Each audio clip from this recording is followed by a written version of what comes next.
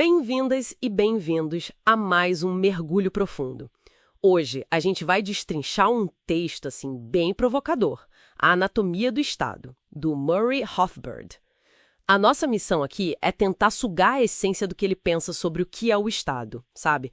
Como ele opera e, mais importante, como ele se sustenta. E para começar, ele já chega meio que chutando o balde, né? Aquela ideia do Estado como nós, o povo, ele contesta isso logo de cara. Exatamente. Para ele, isso aí é uma cortina de fumaça, basicamente. O Rothbard argumenta que o Estado não é a sociedade, não mesmo. Ele define o Estado assim de forma bem específica. É aquela organização que consegue ter o monopólio do uso da força e da violência numa certa área. E o ponto central, o nervo da coisa, é como ele consegue dinheiro. Não é por troca voluntária, tipo uma loja. É na base da coerção. Imposto. Exigido com ameaça por trás, né?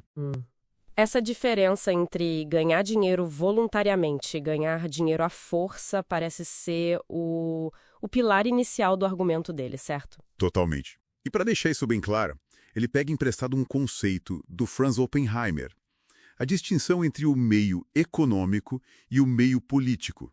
Meio econômico é tipo produzir, trocar voluntariamente, criar riqueza. Já o meio político, bom, é tomar a riqueza dos outros na amarra, confiscar. Para Rothbard, o Estado é então a organização sistemática desse meio político. Ele não surge de um contrato social bonitinho, mas da conquista mesmo. Pensa, sei lá, numa tribo que conquista outra. Em vez de só saquear e ir embora, eles percebem que é mais negócio ficar e cobrar um tributo todo ano, sabe? É essa a lógica. Ok, tá fazendo sentido a definição e essa origem que ele propõe. Mas aí vem a pergunta, né? Se o Estado é essa minoria que vive coagindo usando tal meio político, como é que ele consegue que a maioria que produz aceite isso? Isso sempre me pareceu um ponto-chave. Aí que tá o pulo do gato, segundo o Rothbard. A chave é o consentimento ideológico da maioria. E não precisa ser um apoio fervoroso, não. Muitas vezes é só resignação. Aquela coisa passiva de, sempre foi assim, não tem outro jeito. E como conseguir isso? Historicamente, ele aponta para uma aliança, uma parceria entre o Estado e quem forma opinião, os intelectuais. O Estado dá para eles status, segurança, um palco para falar, e os intelectuais, em troca, criam as histórias, as justificativas para o poder do Estado. Dizem que os governantes são sábios, que são necessários, que sem eles seria o caos total. Ou até que governar é uma ciência muito complexa para o cidadão comum entender, né? Nossa, essa relação entre poder e ideias é bem forte mesmo. Mas e as tentativas de frear esse poder? Tipo, constituições, declarações de direitos, Rothbard fala disso, elas não servem como limite? Ele fala sim, mas, olha, com bastante ceticismo. Ele cita outros pensadores, como de Jouvenel, Charles Black, e argumenta que o Estado, historicamente, dá um jeito de pegar esses limites e transformar em carimbo de legitimidade. Pega a revisão judicial, por exemplo. Na teoria, era para ser um freio, né? Mas na prática, nessa visão, acaba validando o que o Estado faz, dizendo que é constitucional. O John C. Calhoun já tinha sacado isso lá atrás. Deixar o próprio Estado ser o juiz final sobre os seus limites, bom, é pedir para não ter limite, né? O resultado para o Rothbard é sempre a expansão do poder. Porque a natureza do Estado, o meio político, vive de se apropriar do que o meio econômico produz.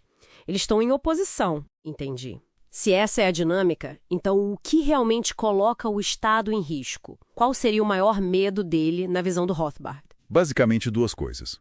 Ser conquistado por outro Estado, guerra, ou ser derrubado pelo próprio povo, revolução.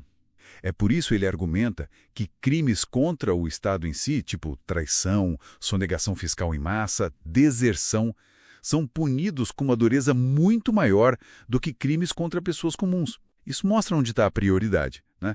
A autopreservação do aparato estatal vem primeiro. E olhando para a história com essa lente, como é que ele interpreta o quadro geral? O Rothbard enxerga a história como uma queda de braço sem fim.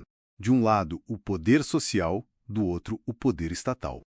Poder social é a energia criativa da sociedade. Produzir, cooperar, inventar coisas novas, criar cultura.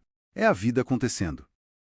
Já o poder estatal é essa força que vive de parasitar, de controlar, de confiscar os frutos desse poder social.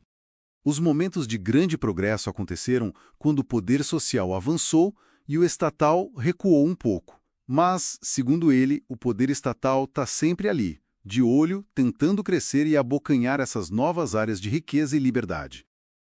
Então, para a gente amarrar tudo, a visão do Rothbard desenha o Estado não como um espelho da sociedade, mas como uma entidade à parte, sabe? Com seus próprios interesses, que se baseia na força e, ponto fundamental, depende de ideias que o justifiquem para poder sobreviver e crescer. Exatamente isso. Ele descreve uma tensão constante entre a capacidade das pessoas de criar e cooperar pacificamente o poder social e essa estrutura organizada para tirar e controlar o poder estatal. Entender essa dinâmica, pelo menos na ótica dele, é chave para analisar como as sociedades funcionam, como elas evoluem. É uma lente diferente para ver desde uma discussão sobre imposto até o tamanho do governo hoje em dia. O que nos deixa com uma pergunta no ar, né? Se essas ferramentas que a gente criou para limitar o Estado, tipo constituições, muitas vezes não deram conta ou foram capturadas, como será que essa relação entre a criação espontânea da sociedade e a estrutura de controle do Estado vai se desenrolar daqui para frente? Será que podem surgir novas formas de lidar com essa tensão? Fica aí a reflexão.